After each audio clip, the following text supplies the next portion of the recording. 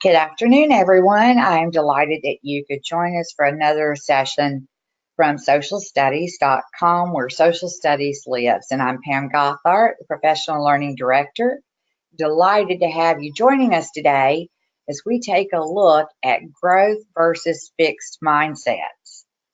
The first time I was introduced to this concept was at an iNicole conference, and I was mesmerized by the person speaking.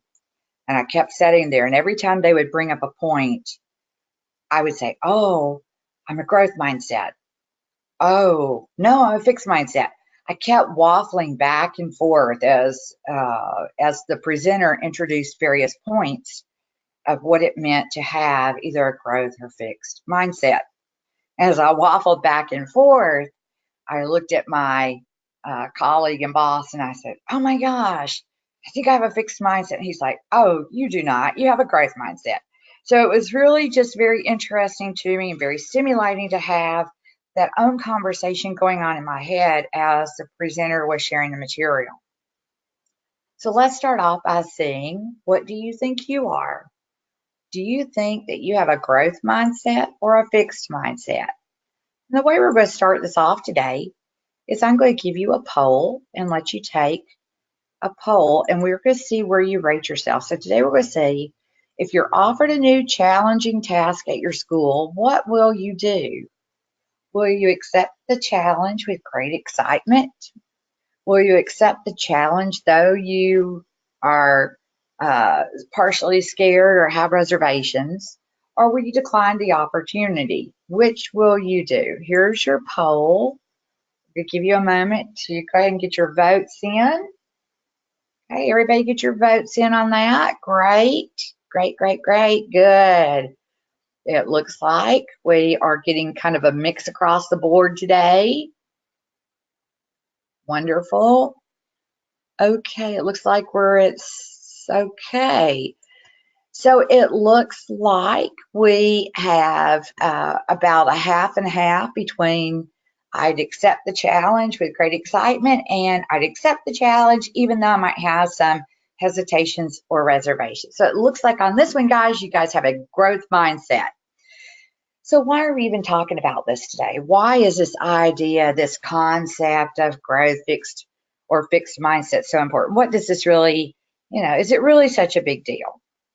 Well, we're looking at it today because it does impact not only us as teachers, but it impacts the way that we teach and see students. And for that reason alone, it's a good reason to be looking at this idea today. I'm going to start off kind of with a premise, and I bet a lot of you have heard this growing up. Can't, never, could. I used to get so aggravated when I hear my parents say that. They'd say, can't, never, could do anything. Well, that's kind of what we're talking about today in very simplistic terms as we look at the growth mindset. The growth mindset is the work of Carol Dweck. She is a professor at Stanford University and has been conducting this work now for more than a decade and has done some great work with looking at what this growth mindset does, how it impacts student learning, and how it impacts us as teachers. The growth mindset is intangible. It's not something we can see. It's how we believe about our talents and our abilities. It's how we approach things. It's our attitude toward learning and how these things can impact us, not only as learners, but as those who are also sharing out the learning. We're going to take a look at a diagram that Dr. Dweck has here. We're going to look at the fixed versus growth mindset. And as you can see, one thinks that intelligence is static, the other thinks it can be developed. How many times have you been in a training where we've talked about teachers, and is being able to be a good teacher something that we're just born with? It's a gift, it's an inherent ability versus a skill that can be learned. Which is it? Well, for a growth mindset person, I think that if you're a growth mindset, you would say that it can be learned, but I don't think it discounts the fact that there can be some inborn genetics that make you more prone to, or maybe, already on the spectrum of going that direction towards having those teaching abilities. But the one that says that you have to be born with it and you can't learn how to teach, then that side comes under that fixed mindset. In fact, if we look at the fixed mindset, this is where we would see something such as smart people succeed, dumb people fail. That's a fixed mindset. Here's another fixed mindset. You either got it or you didn't. How many times have you sat in a math class and maybe struggled with math? Since all of us are social studies, we're typically left-brained or right-brained. Sat in a math class and struggled with the content. I used to think I had a math block, like a mental block. I had a fixed mindset. I didn't think I could do math. And unfortunately, back when I was in school, which is a long time ago, a lot of math teachers, I think, had that same mental attitude of, well, you either get math or you don't, and it's kind of all there is to it. That's a very fixed mindset, and unfortunately, it's one that has permeated our education field for a long time, and it's one we don't want, because actually, as an adult, I've learned math, and I found that I actually really like it, and sometimes I'm actually pretty good at it. So it's not a fixed concept. It's that we have the ability to try, we have the ability to put forth effort, and through these opportunities of putting forth effort, we can see ourselves become more successful in something. We can learn how to do math, or we can learn how to be better teachers. In looking at the growth mindset, we think about this as the brain's ability and capacity to grow. Your brain can grow, your IQ can change, you can learn more. Here, we're going to look at, this is kind of on that same spectrum there, and we're going to look at challenges. How do we approach challenges? Have you ever approached a challenge at school and just backed off and been like, oh, this is just too much, can't do it? Or embraced a challenge and had to really work hard to get across it? Maybe some of you have even taken your national boards and gotten your national board certification. A lot of people have, and that in itself is a huge challenge. And embracing that challenge doesn't mean that you won't have obstacles, but it means that in spite of the obstacles, you are going to be persistent. You are going to press through. You're going to go around the obstacle or over the obstacle or through the obstacle to get to that mastery level, to get your national boards. That is a growth mindset. But the person who says, I'm not going to apply because I can't do it, has a very fixed mindset. Now, that doesn't mean that everybody that doesn't do national boards has a fixed mindset. There's lots of reasons why people don't do national boards. But that's just kind of an example of a fixed mindset person is very stagnant and does not see that they can overcome some of the challenges that they might face. Where the growth mindset person says, I'm going to make an attempt at this. I'm going to try. I'm going to see if I can do it. And a lot of you probably know this. When you're sitting in a training, any kind of workshop, what's the biggest factor that prohibits someone from trying a new strategy or learning a new theory? What's the biggest factor that prohibits that or inhibits someone from gaining from those things? Well, if you said the risk of failure, you're right. As teachers, we never want to be failures. And so that risk of failure can sometimes in itself mean that we have this fixed mindset. And so we don't embrace challenges and we don't try new things because we're afraid of that failure. Let's take another poll. This time, let's take one and see, how do you respond to criticism? How do you respond to criticism? Constructive criticism. Let's clarify that. Let's say, how do you respond to constructive criticism? Do you embrace it and open your arms up and go, yay, I've got constructive criticism. Let me embrace it and get all that I can from it? Or do you make an excuse as to why you got the criticism? Well, it's the administrator that doesn't like me. Oh, that administrator's never liked to see anybody do group work. Oh, the kids were just terrible today. The kids aren't normally terrible. They were terrible today. Do we make excuses? Or what about this one? Maybe we pout for a few minutes or even for a few hours. And then we go back and look at the constructive criticism and go, okay, now I'm ready to digest this. Now let me see what's going on. Why did I get that? So sometimes that's what we have to look at. Which of these did we do? Well, you guys did great. It looks like we're coming in. Look at this. You guys are really good. It looks like we're coming in at about half and half. About half of you are like, oh, yeah, I'm going to really embrace it. Okay, I'm going to have to question some of you guys on that one. And some of you are like, okay, I got to pout for a while, but then I'm ready to embrace it and see, like, what can I learn? Great. That is fantastic. You know, a lot of times when we're looking at learning, how many times have you heard, well, you learn best when you fail? Because when you fail at something, the next time you take that test or that quiz or that question comes up, you're going to get it right because you've already missed it once. So you know that the next time it comes around, you're going to nail that rascal. So how do we approach challenges? Do we come up against challenges and obstacles and have that growth mindset of believing that we can enhance our ability or our talent, that we can make changes in our brain? Or do we feel like our brain is stagnant and once we've reached a particular place that that's as far as it goes? Let's look at it from this perspective. Let's look at it from the perspective of hiring.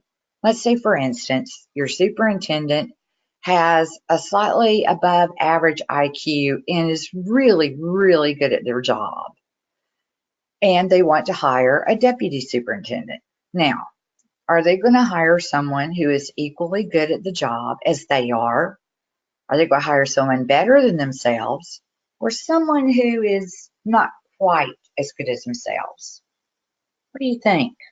You can use the chat feature to the right-hand side of your screen and let me know what you think. Do you think your superintendent or a superintendent, doesn't have to be yours, but a superintendent, which one of those would they do? Someone equal, someone above, or someone below? Well, statistically speaking, you're right. Most of the time, they don't want to be challenged. They don't want to feel like somebody could be better at their job than they are. So they hire someone who is slightly less capable than they are. Now, the deputy superintendent needs to have a director of secondary and elementary education. So they need to hire someone now. Are they going to hire someone better than themselves, equal to, or below? And I bet you guessed it. Most of the time, again, because we're afraid of someone being better than us at the job we love, we hire someone who is slightly less capable than we are. Now we're 2 steps below the superintendent. Can you see how this could trickle down? That if every time we hired someone a little less capable than we are, it would trickle down to the point where we hire people who are just simply not capable. So a growth mindset person wants to hire the very best person for the position, even if that person is better at something than they are. Because for one thing, it's going to push them and make them grow to stay up with the other person. It's going to give them someone else from whom they can learn rather than just teach. So that growth mindset impacts so much of what we do in the profession, whether it's in hiring practices or in how we see our colleagues or how we see our students and how we help our students to see themselves. What a growth mindset isn't. A growth mindset isn't about being open-minded. Someone who is open-minded is neutral. They're willing to hear both sides of an argument or to see both sides of something, and they're not biased one way or the other. It's not about being a positive thinker. You know, we've gone through that decade of positive thinking gets you everything you ever wanted. Well, it's not about positive thinking either. Nor is a growth mindset about just being flexible, about being, oh, you want us to try this program this year? Great, let me embrace it. Oh, you want me to try a different one next year? Oh, great, let me embrace that. So it's not about being flexible. More importantly, though, what a growth mindset isn't, it isn't a justification why some don't learn. So let's say, for instance, in your class, you have some students who aren't learning, and you can tell by talking to them and watching them that they have a very fixed mindset. Because they have a fixed mindset and aren't learning cannot be your justification for that learning not occurring. You still have to find ways to break down that fixed mindset to help them get at the learning that they need. So maybe part of that is that we need to teach them how to grow their mindset. In fact, Dr. DeWick has executed a number of research projects. One such project was in New York City and worked with seventh grade students. These two groups of students were divided into those who were taught a class about memory and the importance of memory. The other part of the class was taught about brains and how brains can grow and the growth mindset. As you can imagine, because it would be the research that we want to use, of course. If it weren't the other way, maybe we wouldn't be talking about growth mindsets today. We'd be talking about memory. As you can imagine, those students who were taught that their brains could grow continued to see a rise in their academic performance over time because they believed their brains could grow and could develop and they could learn. Another study that Dr. DeWick did was based on children that were between the ages of 4 and 6 who had been adopted. At the time of their adoption, their IQ score was slightly in the normal range, like just barely within the normal range. Yet, by the time they reached adolescence and were tested again, those same students had increased their IQ scores almost 20 percentage points. That is a huge gain in students' ability. So the IQ changes, the brain can grow. My last one is a case study where we had a young girl who was ADD and dyslexic and who had really struggled in school and had parents, though, who kept saying, in spite of difficulties, you can learn, you can expand your horizons. And what we saw with this young lady was one who barely rated in the normal IQ range is today an outstanding realtor in her community. She does an outstanding job. She's closing 4 and 5 houses every month. She's doing a great job. And it's because there was this mindset of the parents and of the teachers who worked with them who said, this young lady can learn. This young lady can grow her brain. And so we know from research, we know that it does work. We know that we can grow brains. In fact, brain science says that the connectivity that we have between neurons can change with experience. So if we're using good strategies and we're asking good questions, which is hugely important, let me say that one again. Asking good questions, where we teach students to ask good questions and we continue to challenge them.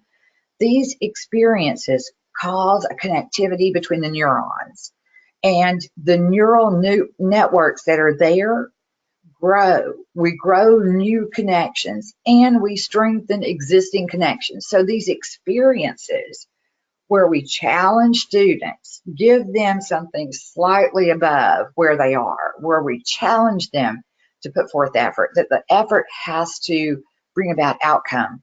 We're helping them to speed the transmission of impulses, and we're literally growing the ability of their brain. We're helping students to get smarter. Not just that they're learning, but they literally are getting smarter from this learning. How do we do that? How do we get students to change their mindset? Well, it's not only about the students changing their mindset, but it's also about us changing ours. First, we have to acknowledge that we have a mixed mindset. Do you remember in that first slide I told you that sitting in that auditorium and hearing the speaker about growth mindsets, I was like, oh, I've got a growth mindset. Oh, no, it's a fixed mindset. No, it's a growth. That is because we all have a mixed mindset. There is no such thing as someone having a 100% growth mindset. it is our goal to work toward that. So how do we change our mindset? Number one, we acknowledge that we all have a mixed mindset. And number two, we acknowledge that we will always have a mixed mindset. And what we're fixed on today, maybe what our growth is tomorrow, but then next week it may be fixed again. So it's always this fluid changing process. And then next, we want to increase our growth mindset by staying aware of where our fixed mindsets are. And when we come up with those fixed mindsets, we push beyond them. We move beyond the obstacles, we move beyond the challenges, and we push forward with effort. We have to forget this notion of who's smart or who's smarter. It's not about being smart.